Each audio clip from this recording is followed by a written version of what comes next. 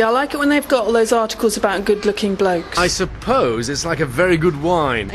I can't imagine what I did without it, really. Interviews, definitely. Jenny Murray. It's very dry, and I like that. I think it's a question of voice. It's a good way of wasting time on a Sunday. The colours are nice. Miserable rich people, I like reading about them. I think what I like about it is it lets you come towards it rather than it letting... rather than you... You know, instead of it going... It's really very good. Contents page. Cover story. How getting better can make you ill. Page 34. How getting ill can make you better. Page 35. Milk of magnesia, an old-fashioned ineffectual remedy, but can it bring back the dead? Dr. Rubens thinks so. Page 36. Page 12. The Big C. At last, a cure for dyslexia. Andrew's liver salts, an old-fashioned ineffectual remedy, but can it cure terminal cancer? Dr. Rubenstein thinks so. Is death really that bad? Page 34. Doctors, are they curing us to death? Page 36. Sections of the Sunday format are carefully collated at our print centres and newsagents.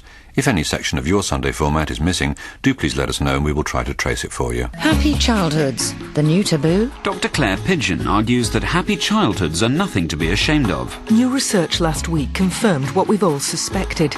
More people have had happy childhoods than previously thought possible. Yet why are so few of us able to come forward? Clearly, it's something of a taboo. Nowadays, no one wants to go to a dinner party only to be confronted with the smiling face of someone giving a blow-by-blow account of a pleasant visit to the zoo with their caring stepfather. It takes courage to admit that you enjoyed camping holidays in France and that your own father put a banana under his nose, pretended it was a moustache, and it made you laugh. 10 essential luxury items. Swiss chocolates. A personal masseur. A cafetiere for every room. A silk pillowcase travel case. A house in Stratford-upon-Avon. A season ticket to Manchester United. A fork made of gold. A yacht. A second yacht. A third car. Plastic surgery. A butler. 10 things to take to the gym. I have developed my own recovered memory class, which helps us come to terms with the happy memories which many of us suppress. One patient of mine demanded I uncover some nasty stuff which would help to explain his unhappy life. But instead, we recovered memories of fishing, chasing butterflies, and helping Dad make shelves in his workshop. My patient was devastated because he could no longer blame his parents for his messed up life. But he is now on long-term medication, and I'm sure he'll pull through. Angus Wilson is on holiday. Another patient insisted that the reason she found it impossible to sustain relationships must be some awful childhood crisis.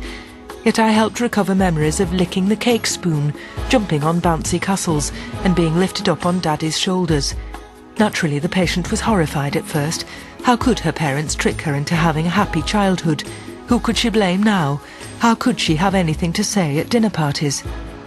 We must learn to come to terms with childhood experiences, however pleasant. Dr. Claire Pigeon's book, Coping with Good Parents, is now available at all good bookshops throughout Islington. Cruciality. Battery beauty. When choosing a battery for your Walkman or remote control, the look is as important as the voltage, says interior designer India Spager. With an E. Out of sight, out of mind, the saying goes. Batteries are out of sight most of the time, tucked away in a plastic chamber with a lid that's difficult to open, even if you use a coin. But does that mean we shouldn't care what they look like? Not at all. A sleek, stylish, shiny battery is a joy to behold. The chrome look, Picture, top left, is great for my snazzy hi-fi or Walkman, but for bedroom appliances, such as my clock radio, the gentler pastels of the Eversure Ultra, bottom right, are more appropriate. Never think that no one's going to see your batteries. A designer friend of mine made that mistake, and a client of hers dropped her remote control on the floor. The batteries spilled out and they were terribly drab grey.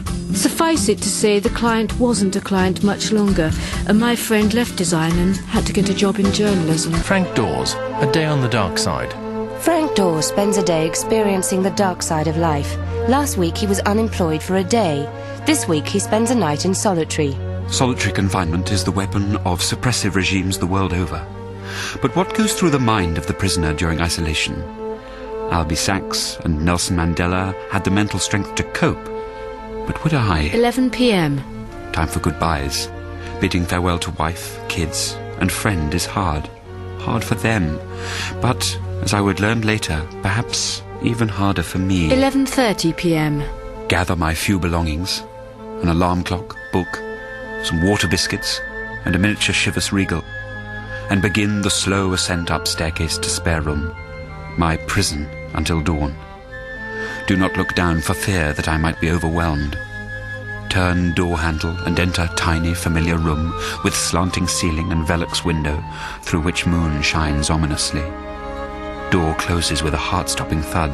Am alone. Silence. Midnight. Midnight. The first milestone. Survived 30 minutes without human contact of any kind. Draw a line on some headed notepaper by the bed. Only 19 more half-hours to go. Literality. This week it's Seamus Heaney's turn to hurl some random words at his fridge door. Alison Pearson interprets the resultant metaphysical imagery. 1:05 a.m.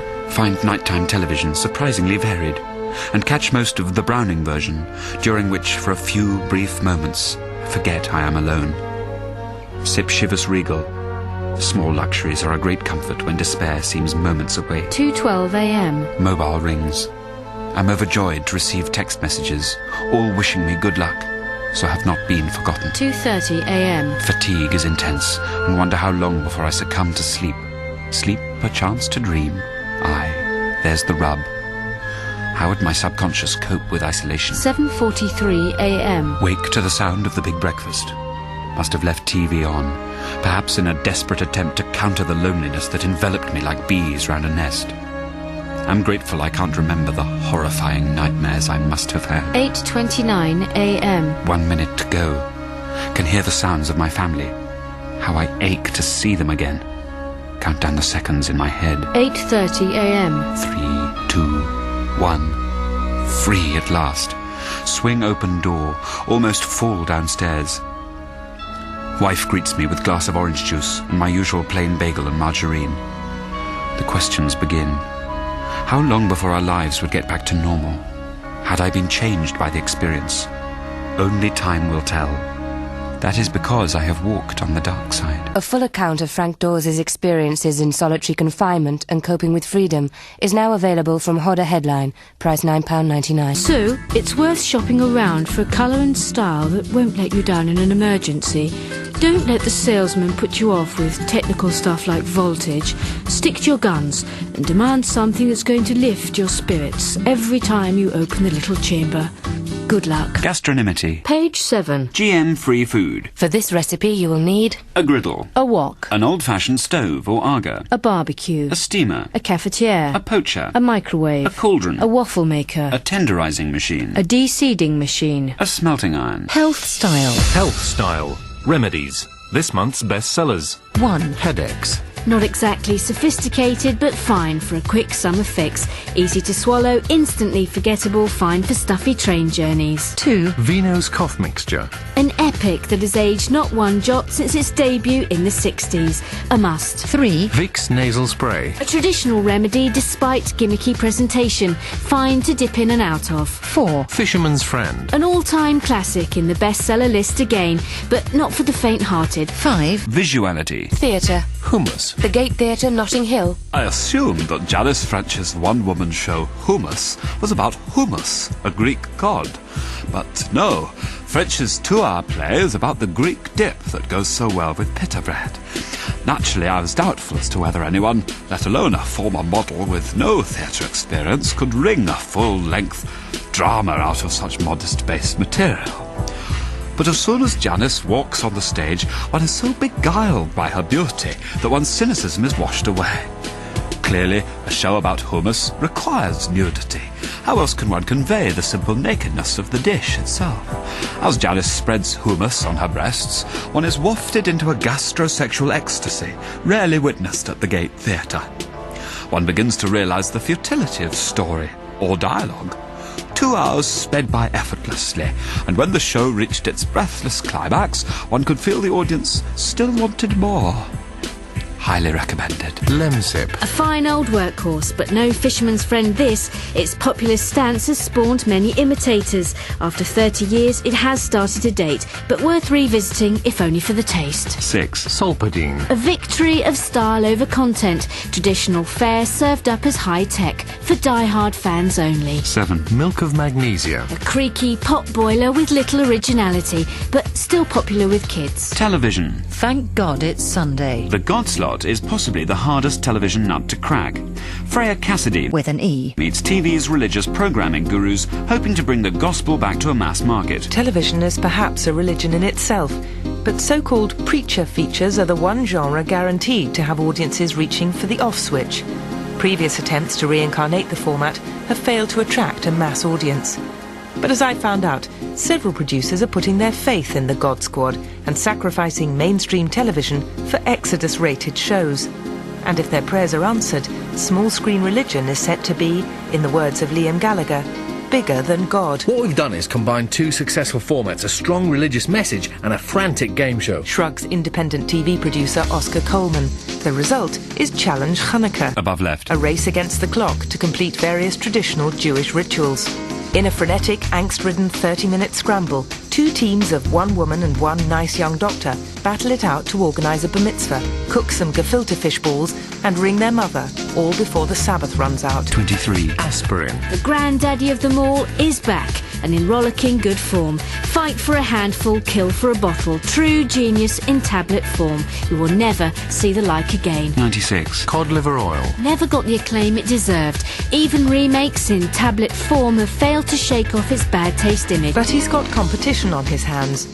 In a converted Baptist chapel in London's Shoreditch, former Channel 4 Wunderkind Terrible Gary Noble is planning his own onslaught on the religious format. The Godly Show, announces the irrepressibly cheerful Gary, introducing his two co-anchors, garrulous, squabbling glove puppets Cain and Abel. Clockwise from top left. The triumvirate have just finished filming a pilot episode, wittily codenamed Pontius by production staff. We're the heavenly hosts, a sort of holy trinity. He laughs. Or in Cain's case, a holy sock. Like most late-night Channel 4 programmes, the show is being made on a tight budget, though a collection plate will be handed round the studio audience at the end of each broadcast.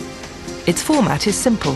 300 young worshippers, plied with communion wine, throw spontaneous questions to Gary's panel, an eclectic mix of so-called rave-in-the-nave vicars, visiting American televangelists, and Simon Mayo. But don't get me wrong, it's serious stuff, insists Gary, whose office is plastered with pictures of the show's new discovery, all-nun acid plainsong band, the Pious Girls. This week in your all-new format Sunday format. The Guide. A full-colour, easy-to-handle guide, wrapped in biodegradable polythene, giving you a comprehensive guide to the best of what you'll find in all the other supplements of this week's all-new Sunday format. And 1. Literality. This week's top 10 best-selling paperbacks. 1. Harry Potter and the Potter's Wheel. Pottery tricks from J.K. Rowling's Master Magician. 2. Harry Potter and the Potter's Bar. Middlesex set sequel to The Potter's Wheel from J.K. Rowling. 3. Harry Potter takes a pot shot. 4. Harry Potter smokes pot. J.K. Riley's precocious prodigy goes off his potty. 5. Harry Potter and the Publisher's Invoice. Latest money spinner from J.K. Routledge. 6. Harry Potter and the Prisoner of Azerbaijan. Reworking of Potter for the Eastern European market from J.R. Hartley. 7. Harry Potter and the Prisoner of Kazakhstan. Reworking of the Azeri version for previously offended Kazakhs from J.K. LMNOP. 8.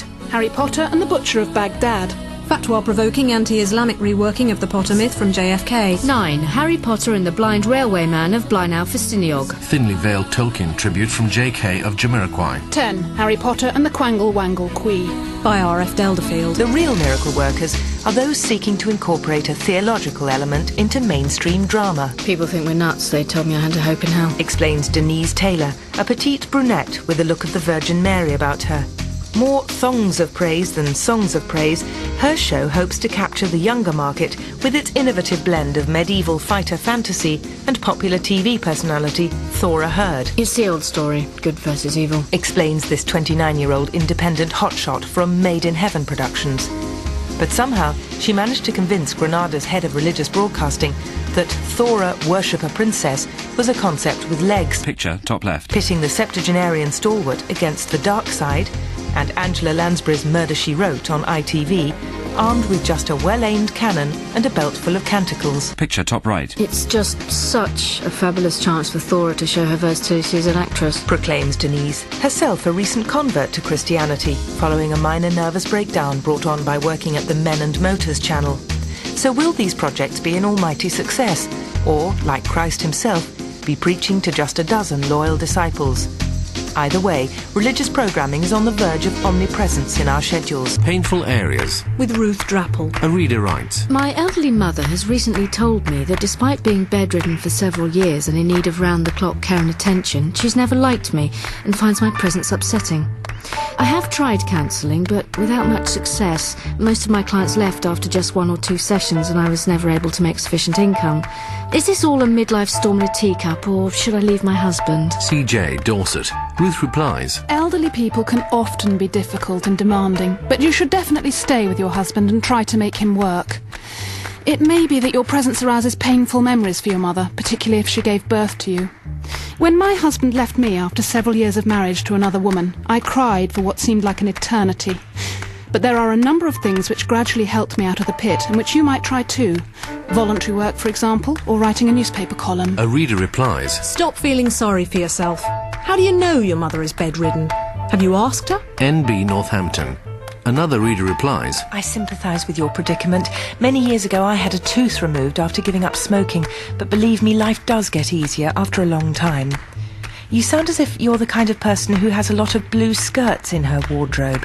Perhaps you might think about wearing more red clothes. ABC Dartford. Cruciality. Robert Ashe reports on one of Paris's best-kept secrets. Pléiade is the new nightclub opened by French designer, architect and pastor visionary Serge Ronsard. To call Pléiade a nightclub would of course be accurate, but it would also be almost entirely untrue.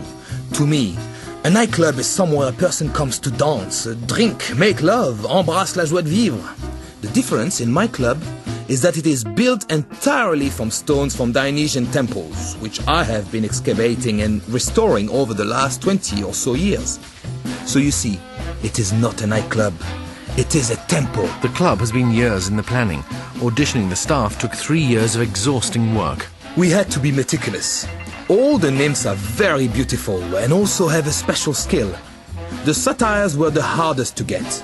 Not only did they all have to be trained to play the pipes, but it was a nightmare of red tape and cutting-edge scientific research to graft a man and goat together until you had 50 who could mix a dry martini and deliver it to a table without sexually assaulting a customer or eating the tablecloth.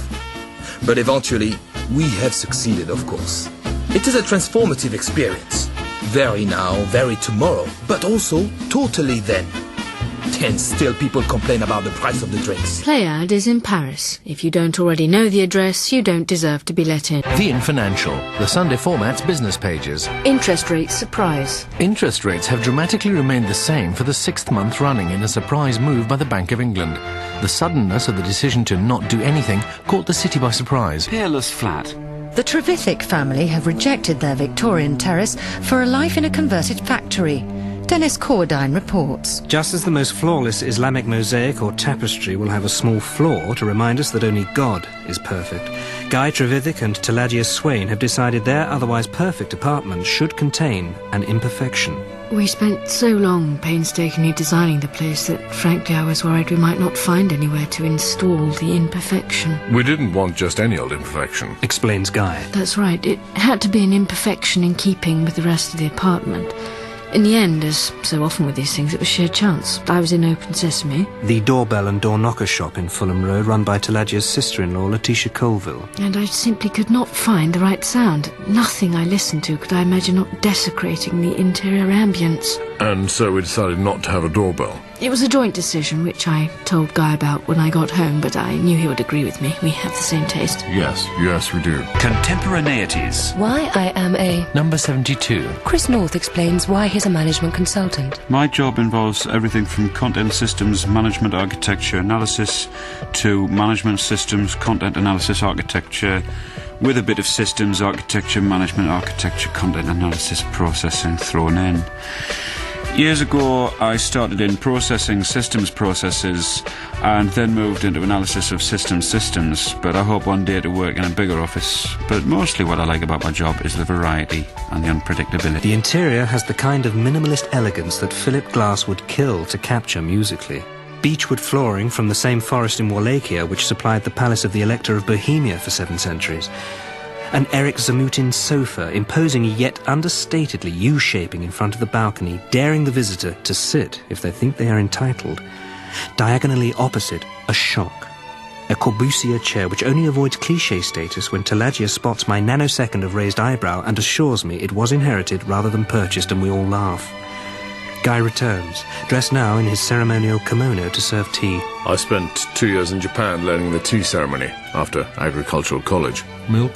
Television. The week ahead, in full on television in brief. Celebrity surname struggle. BBC One Saturday, 1 p.m. to 5:30 p.m. Two celebrities who share only a surname compete against each other in an area where neither has expertise. This week, Sinn Féin President Gerry Adams challenges Posh Spice Victoria Adams to a round of golf. Gastronymity. Food and cooking. Beans are back. If you thought baked beans were just for kids, think again. Britain's 7th youngest MasterChef, Paul Granter, piles them high in Scoot, his new brassiere. Granter was a protégé of Albert Roux and then began a love affair with highly processed food, which he claimed seldom gets the recognition it deserves. There's nothing wrong with baked beans, even tinned ones. I enjoy the aroma, evoking, as it does, conkers in autumn, the smell of toast, the feeling that Cracker Jack is only minutes away.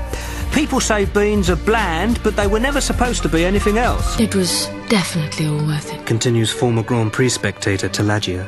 But moving is very definitely a disturbing experience. All that packing. That's why I threw most things away. We hate clutter. It was a bit of a wrench at first, burning all the family photographs and the children's toys, but Talagia was right. They only get in the way. Tea concluded, I'm given the guided tour. The flat is open plan with privacy zones in quiet corners. The bathrooms, all Comoran marble and stainless steel, positively glisten with hygiene. I absolutely insisted on self-cleaning bathrooms. It saves so much time.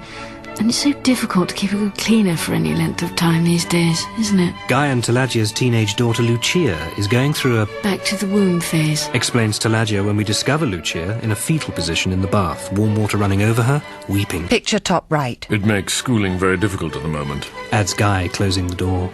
Of course, friends warned us we'd miss our garden. But frankly, we don't even miss our friends, do we? No.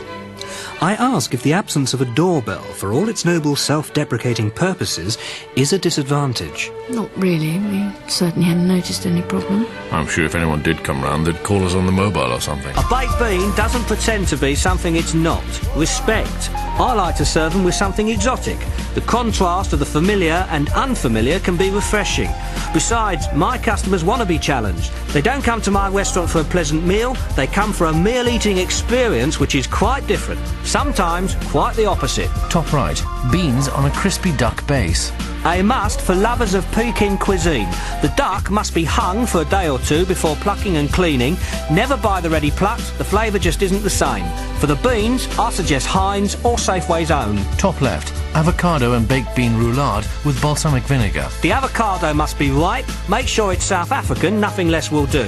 Only Safeway's own low sugar beans for this dish. Anything else would overpower the avocado. Bottom left. The bean pizza.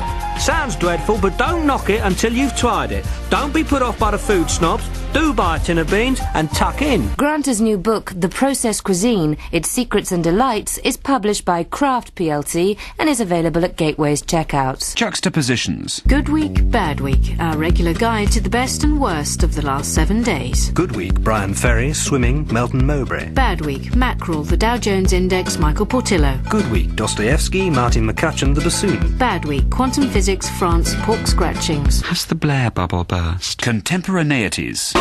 Profility. The phoenix has landed. Like a phoenix bringing the dead back to life, Andy Terry's new gangland masterpiece, Your Dead Geezer, has single-handedly pulled the moribund British gangster film out of the ashes of suspended animation. Jane Phone, with an E, reports. Ironically, for someone whose new movie, or perhaps film is a more appropriate term, is in part a coruscating attack on the tyrannous hegemony of time. Literality. Paradise overbooked. In this Sunday's Sunday Format Literature on Sunday Format, Simon Rayburn, maverick academic and pioneer of the new criticism, comes at books from a totally new, groundbreaking angle exclusively for the Sunday Format from today. The success of literary bestsellers such as Ferdinand de Poplar's Colonel Seraglio's Euphonium and William Armstrong's The Cockroach-Infested Flophouse have led to the beautiful, unspoilt, sun-drenched island. 10 places to find peace. Church. Bed. Flotation tanks. The Millennium Dome. Belgium. space. Suicide. The Felicity James column. After a particularly lugubrious dinner party last Thursday, my good friend Miriam Hegasey surprised me by mentioning that her company had made so much money she could afford to retire to Florida. So why are women so much wealthier these days? What has caused this sudden shift in the national economy from male to female? For proof that women really are richer, look no further than my next-door neighbour, who has just bought herself a second home in Tuscany. Win tickets to the charity premiere of Your Dead Geezer in aid of Help the Kids. See White Hot Happenings in Colour Supplement 4 for details. And men definitely are getting poorer. 2 of my male colleagues have stopped wearing cashmere scarves like they used to. By the year 2005, the whole wealth gender structure of our economy could be reversed. But are women simply conforming to the male fantasy that money equals success, self-esteem equals happiness? My friend Louise certainly thinks so that seems to be the general consensus. Women are richer simply because they fear rejection from a male-dominated society unless they can compete on terms laid down by an historically male diktat. I can only conclude that wealthy women are desperately sad and we must pity them. New Inventions Catalogue. Modern devices of tomorrow's future today at the very cutting edge of new technology for you to enjoy at home at prices you can afford. Here's a sample of the very latest, up-to-the-minute, state-of-the-art technological things. Need a use for those empty storage jars? This handy state-of-the-art storage jar container with Velcro top and wax-treated cover is a perfect permanent home for all your errant receptacles. No batteries needed. $29.99. Say goodbye to self-adhesive misery with this state-of-the-art motorised sellotape dispenser. The small but powerful engine will help you get over those sticky moments. Batteries not included. $29.99. There's never been a hose pipe like it. Up-to-the-minute, state-of-the-art hose pipe cleaner pipe. No batteries needed. $29.99. Plus, in the Sunday format this week, is cardiovascular disease the new thrombosis? Page 2. My patient was devastated because he could no longer blame his parents for his messed up life. That is because I have walked on the dark The side. batteries spilled out and they were terribly drab grey. If you thought baked beans were just for kids, think again. The deep stuff. The Sunday format, Sunday poem. Sometimes the state of modern poetry saddens me. A series of sentences. That's not what a poem is meant to be. The jarring, jangling dissonance is not worth the critic's compliments. Empty phrases where nothing is said. Hot air that comes from the mouths of the dead. Gas, gas, too much gas. Did Wilfred Owen die in bed?